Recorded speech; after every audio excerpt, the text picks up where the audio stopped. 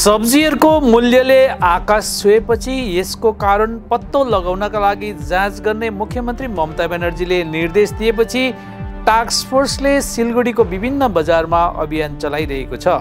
यसै क्रममा शुक्रबार बिहान सिलगढी, बाग्राकोट, थोक बजार, सुभाषपल्ली, घोघुमाली लगायत विभिन्न खुद्रा बजारहरूमा अभियान चलायो। उक्त समय टास्क फोर्सका अधिकारीले सुभाषपल्ली बजारमा पुगेर हेर्दा लगभग सबै सब्जीहरू अधिक मूल्यमा बिक्री भइरहेको कुरा थाहा पाए।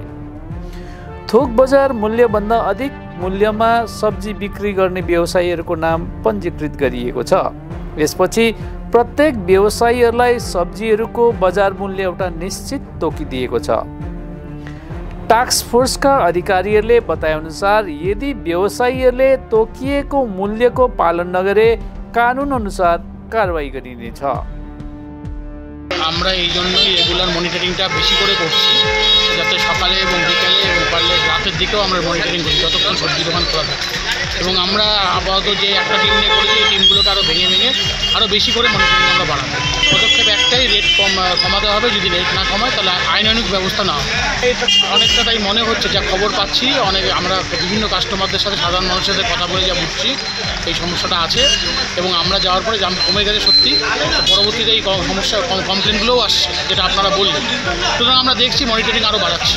নিশ্চয়ই আমরা ব্যবস্থা নিই। আমরা বলে দিচ্ছি, আমরা জনসাধারণকে ডেকে বলছি। আজকে আমাদের সেই উদ্দেশ্য আছে, শুধু দোকানদার নয়, আমরা জনসাধারণের সাথেও কথা বলছি।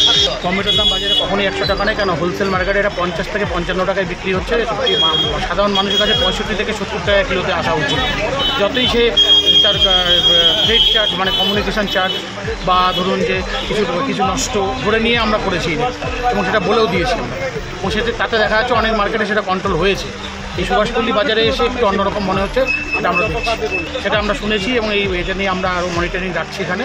এটা আমাদের পুরো ফোর্স, টাস্ক ফোর্স, আমরা মানে একত্রভাবে সবাইকে নিয়ে কাজ করতে পারি। আপাতত আমাদের 2 মাস যেহেতু চলবেই, আরও সময় লাগলে আরও বেশি প্রতিদিনই চলবে।